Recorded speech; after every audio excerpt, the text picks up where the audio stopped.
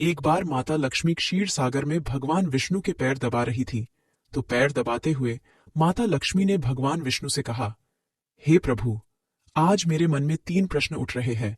यदि इन 3 प्रश्नों के उत्तर देकर आप मुझे संतुष्ट करेंगे तो मेरे मन को बहुत शांति मिलेगी। तब भगवान विष्णु कहते हैं, हे देवी, तुम्हारे जो भी प्रश्न हैं तुम निसंकोच होकर पूछो, मैं तुम्हारी शंका का निवारण अवश्य ही करूंगा। तब माता लक्ष्मी कहती है, हे प्रभु, वह कौन सी स्त्री होती है जिसके भाग्य में संतान सुख नहीं होता है? दूसरा प्रश्न है कि कौन सी स्त्री समय से पहले विधवा होती है? और मेरा तीसरा प्रश्न है कि कौन सा श्रृंगार करने से स्त्री को स्वर्ग में स्थान प्राप्त होता है? तब भगवान विष्णु कहते हैं, हे देवी, तुमने उचित ही प्रश्न किए हैं। तुम्हारे ये तीनों प्रश्न अत्यंत महत्वपूर्ण हैं। इन प्रश्नों का उत्तर संसार कल्याण के लिए है। जो भी मनुष्य इन्हें ध्यान से सुनता है उसे पृथ्वी लोक पर संपूर्ण सुख प्राप्त होते हैं और मृत्यु के बाद उसे मरे लोक की प्राप्ति होती है। भगवान विष्णु देवी लक्ष्मी से कहते हैं, हे देवी, आज मैं तुम्हें एक अत्यंत पवित्र कथा सुनाता हूँ। इस कथा के माध्यम से तुम्हारे सभी प्रश्नों का उत्तर तुम्हें प्राप्त होगा। लेकिन तुम्हें इस कथा को ध्यान से पूरा सुनना होगा। इस कथा को कभी आधा अधूरा नहीं सुनना चाहिए। इस कथा में समस्त संसार का कल्याण छिपा हुआ है। जो भी इस कथा को ध्यान से पूरा सुनेगा उसके मैं 32 अपराध क्षमा करता हूं। तब देवी लक्ष्मी कहने लगी, प्रभु, मैं आपको वचन देती हूं कि इस कथा को मैं पूरे मन और लगन से सुनूंगी। आप कृपया उस कथा को आरंभ करें। तो दोस्तों, आप सभी से एक विनती है कि आप भी इस कथा को पूरा जरूर सुनें। इसे आधा अधूरा सुनना पाप माना जाता है। कथा शुरू करने से पहले कमेंट में जय मां लक्ष्मी और जय श्री हरि विष्णु अवश्य लिखे। साथ ही वीडियो को लाइक करना न भूले। तो चलिए आरंभ करते हैं। भगवान विष्णु कहते हैं, हे देवी, एक समय की बात है। मध्य देश में एक छोटा सा नगर था। उस नगर में एक सेठ रहता था। उस सेठ के 2 पुत्र थे और सेठ के दोनों बेटों का विवाह भी हो चुका था। सेठ के घर में किसी चीज की कोई कमी नहीं थी, किंतु सेठ की पत्नी का स्वभाव अत्यंत दुष्ट था।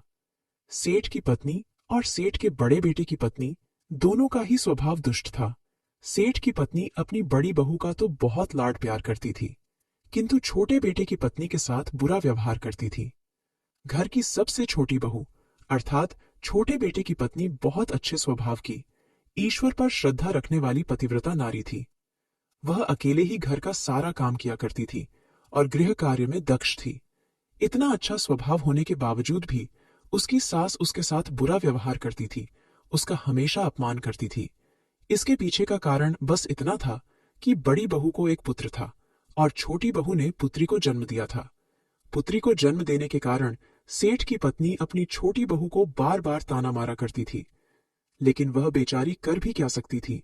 जो भाग्य में लिखा होता है उसके साथ वही होता है। भगवान विष्णु कहते हैं, हे देवी, अब मैं तुम्हें छोटी बहू की कहानी सुनाता हूं।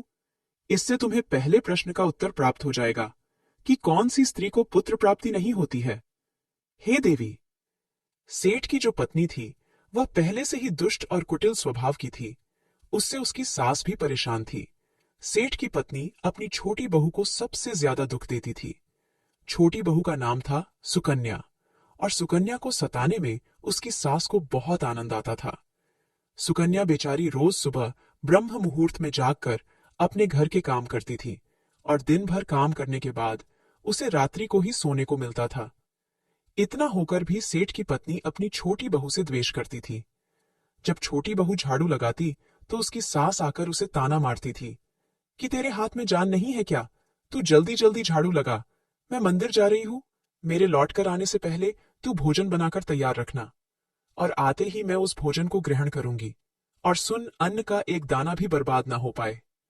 बेचारी सुकन्या चुपचाप अपनी सास का अत्याचार सहन करती थी और उसकी सास की हर आज्ञा का बड़ी ही विनम्रता से पालन करती थी। फिर छोटी बहू खाना बनाते हुए सोचने लगी कि मैं घर का इतना काम करती हूँ, लेकिन फिर भी मैं चैन की सांस नहीं ले पाती हूँ। मेरी सासू माँ किसी न किसी बात को लेकर मुझे ही ताना मारती रहती है। पता नहीं कब उनकी ताना देने की आदत जाएगी। सुकन्या इतना सोच ही रही थी कि तभी घर के दरवाजे पर खटखटाने की आवाज सुनाई दी। छोटी बहू ने सोचा, अभी तो भोजन तैयार भी नहीं हुआ है। लगता है मेरी सासू माँ आज जल्दी लौट आ गई, अब वह फिर से ताना मारेगी। तब सुकन्या ने दरवाजा खोला तो उसने देखा कि द्वार पर एक सन्यासी खड़ा हुआ है। वह सन्यासी सुकन्या से कहने लगा, बेटा सदा सुहागिन रहो, तुम इस सन्यासी के लिए कुछ भोजन का दान करो। हे पुत्री, मुझे बड़ी भूख लगी है। तब सुकन्या ने सोचा, अगर मैं इस सन्यासी को भोजन करा दूं और इतने में मेरी सास आ गई तो मेरी खैर नहीं। कुछ देर तक विचार करने के बाद सुकन्या ने सोचा, यदि मैं सासू मां के ताने के डर से इस सन्यासी को भोजन नहीं कराऊंगी तो मुझे महापाप लगेगा, मेरा सारा पुण्य नष्ट हो जाएगा। इतना सोचकर सुकन्या ने उस सन्यासी को घर के अंदर बुला लिया। अतिथि धर्म का पालन करते हुए सुकन्या उस सन्यासी को भोजन कराने लगी। उतने में ही उसकी सास घर पर आ पहुंची और उस सन्यासी को घर के अंदर भोजन करते हुए देखकर उसे बहुत गुस्सा आ गया। वह चिल्लाते हुए सुकन्या से कहने लगी, यहाँ पर क्या किसी प्रकार का भंडारा या दावत नहीं चल रही है, जो तो राह चलते भिखमंगों को घर में बिठाकर खिला रही हो। सुकन्या ने अपनी सास से बड़ी विनती की, लेकिन सुकन्या की सास ने बहू की एक नहीं सुनी और उसकी सास ने उस सन्यासी को घर से बाहर निकाल दिया और उसके भोजन को उठाकर कचरे में फेंक दिया। उसके बाद वह सास सुकन्या पर गुस्सा करने लगी, अरे दुष्ट औरत, मैंने तुझे कहा था कि अन्न का एक दाना भी बर्बाद नहीं होना चाहिए, लेकिन तूने क्या किया, उस भिखमंगे को इतना सारा भोजन दे दिया। सुकन्या डरते डरते बोली, सासू मां, मैंने सन्यासी को अपने हिस्से का भोजन दिया है, इसमें आखिर इतना गुस्सा होने की क्या बात है। द्वार पर आए अतिथियों को कभी खाली हाथ नहीं भेजते हैं, ऐसा शास्त्र कहते हैं। फिर सुकन्या की सास ने उसे बहुत डांटा। दोनों के बीच कई देर तक बहस हुई और सुकन्या की दुष्ट सास ने गुस्से में आकर सुकन्या को धक्के मारकर घर से बाहर निकाल दिया और घर का दरवाजा बंद कर दिया। सुकन्या देर तक घर के मुख्य द्वार के सामने खड़ी रही और बाहर से अपनी सास को आवाज देने लगी। सुकन्या की सास ने एक नहीं सुनी और उसे घर के अंदर आने नहीं दिया। फिर सुकन्या दुखी और उदास होकर अपने मायके के लिए निकल गई। मायके जाने के रास्ते में बहुत बड़ा जंगल पड़ता था। सुकन्या भूखी प्यासी रहकर उस जंगल के रास्ते पर से चलने लगी। तभी उसी समय अचानक जोर जोर से बादल गरजने लगे और मूसलाधार बरसात होने लगी। बारिश से बचने के लिए सुकन्या एक वृक्ष के नीचे जाकर खड़ी हो गई। वहां पर सुकन्या ने देखा कि पेड़ के नीचे में कोटर बना हुआ है। फिर वह बिना देरी किए जल्दी से उस कोटर में घुस गई। कोटर में जाने के बाद सुकन्या ने देखा कि अंदर कोई साधु महात्मा बैठे हैं। वह सन्यासी कोई और नहीं बल्कि भगवान विष्णु ही साधु का रूप धारण करके बैठे हुए थे। जब उस साधु ने उस सुकन्या को देखा तो बोले, हे पुत्री, तुम इस घने जंगल में अकेली क्या कर रही हो? रोना बंद करो, मैं तुम्हारे बारे में सब कुछ जानता हूं। तुम्हारे ससुराल वाले अत्यंत दुष्ट स्वभाव के हैं और वे तुम्हें बहुत दुख देते हैं। इसका कारण केवल बस इतना है कि तुम्हें पुत्र की प्राप्ति नहीं हुई है। पुत्री को जन्म देने के कारण तुम्हें तुम्हारी सास के ताने सुनने पड़ते हैं। हे पुत्री, तुम चिंता मत करो, मैं तुम्हें एक पर्ची देता हूं। इस पर जो भी उपाय लिखा हुआ है, तुम उस उपाय को पूरे मन के साथ करो, फिर तुम्हें एक गुणवान पुत्र की प्राप्ति होगी। फिर सुकन्या ने वह पर्ची ली और वह साधु वहां से अचानक से गायब हो गए। ये चमत्कार देखकर सुकन्या बहुत प्रसन्न हुई और जब बारिश रुकी तो सुकन्या का पति उसे ढूंढते हुए उस स्थान पर पहुंच गया। सुकन्या ने अपने पति को सारी हकीकत बता दी और फिर दोनों ने ही घर वापस न जाकर उसी जंगल में रहने का निर्णय लिया।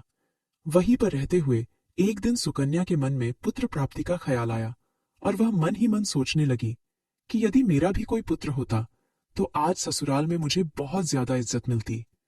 तभी सुकन्या को उस साधु के द्वारा दी गई पर्ची की याद आ गई और फिर जब उसने वह पर्ची खोलकर पढ़ा तो उसने देखा कि जो स्त्री पुत्र प्राप्ति की कामना रखती है उसे रात्रि में अपने पति की बाईं तरफ सोना चाहिए। ऐसा करने से कुछ समय बाद में बाईं करवट लेटने से नाक का दाहिना स्वर और दाहिनी करवट लेने से नाक का बायां स्वर चालू हो जाता है।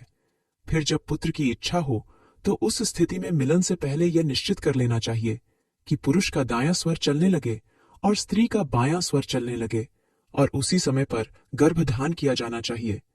ऐसा करने से निश्चित ही पुत्र की प्राप्ति होती है। इसके विपरीत नाक के स्वर चलने से पुत्री की प्राप्ति होती है।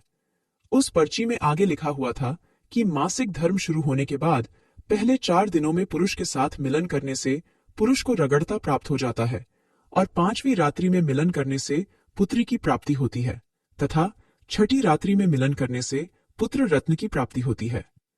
7वीं रात्रि में मिलन करने से वंध्या पुत्री होती है। 8वीं रात्रि में मिलन करने से बलशाली पुत्र की प्राप्ति होती है।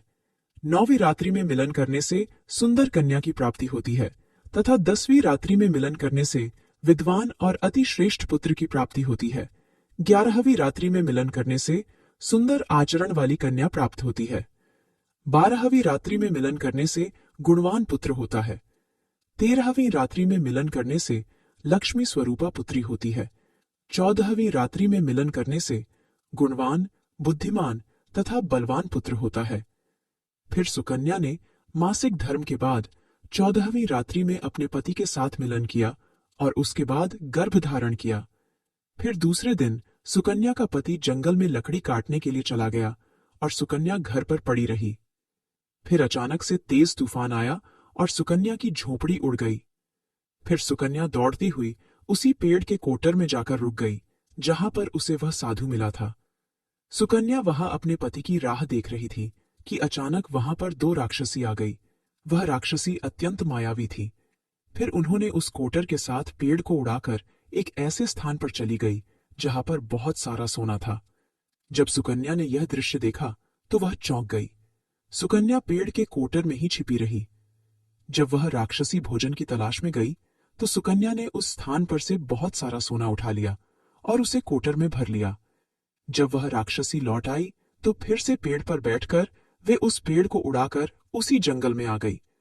राक्षसियों के जाने के बाद सुकन्या वह सारा सोना लेकर अपने पति के पास चली गई और उसे वह सारा सोना दे दिया। फिर पति और सुकन्या दोनों अपने ससुराल को लौट गए। वहां जाकर उसने अपनी सास को वह सोना दे दिया और सारी हकीकत बता दी, जिसे सुनकर उसकी सास को बहुत गुस्सा आया और बोलने लगी, अरे मूर्ख औरत, तू बस इतना ही सोना लेकर आ गई। इतने सोने से क्या होगा? मैं होती तो बहुत सारा सोना लेकर आ जाती। फिर उसकी सास भी उस जंगल के कोटर में जाकर छिप गई और राक्षसियों की राह देखने लगी। तभी वह 2 राक्षसी वहां पर आई और फिर उन्होंने उस कोटर को उड़ाकर एक बर्फीले पहाड़ पर ले गई। ये देख सास बहुत क्रोधित हो गई और बोलने लगी, ये कहाँ लेकर आई है? यहां तो बस बर्फ और मिट्टी है। तभी उन राक्षसियों ने उसकी आवाज सुनी और देखा तो एक बूढ़ी औरत पेड़ के कोटर में छिपकर बैठी है। फिर उन्होंने उस सास को बाहर निकाला और उस बर्फीले पहाड़ पर फेंक दिया। जमीन पर गिरते ही उसकी मौत हो गई। इधर सुकन्या बड़े आनंद के साथ रह रही थी, लेकिन सुकन्या की सास कभी नहीं लौटी। तो सुकन्या ने जाकर उस कोटर में देखा तो वहां पर उसकी सास नहीं थी। उसे समझ में आ गया कि लालच के कारण उसके सास की मृत्यु हो गई। भगवान विष्णु कहते हैं, हे लक्ष्मी, जिस स्त्री को पुत्र प्राप्ति की कामना है उसे मैंने सुकन्या को दी हुई पर्ची में बताए गए उपाय जरूर करने चाहिए। तुम्हारा दूसरा प्रश्न यह था कि किस कारण से स्त्री जल्दी विधवा होती है। तो जो स्त्री अत्यधिक लालच करती है वह स्त्री जल्दी विधवा होती है, और जो स्त्री चरित्र का गहना पहनती है उसे मृत्यु के पश्चात स्वर्ग की प्राप्ति होती है। एक स्त्री को अपने चरित्र का त्याग कभी नहीं करना चाहिए। तो दोस्तों, इस प्रकार से भगवान विष्णु ने माता लक्ष्मी को यह कथा सुनाई थी। उम्मीद है आपको यह कथा पसंद आई होगी। वीडियो को लाइक जरूर करें और कमेंट में जय मां लक्ष्मी, जय श्री कृष्ण जरूर लिखें। साथ ही चैनल को सब्सक्राइब करें। आप सभी का धन्यवाद।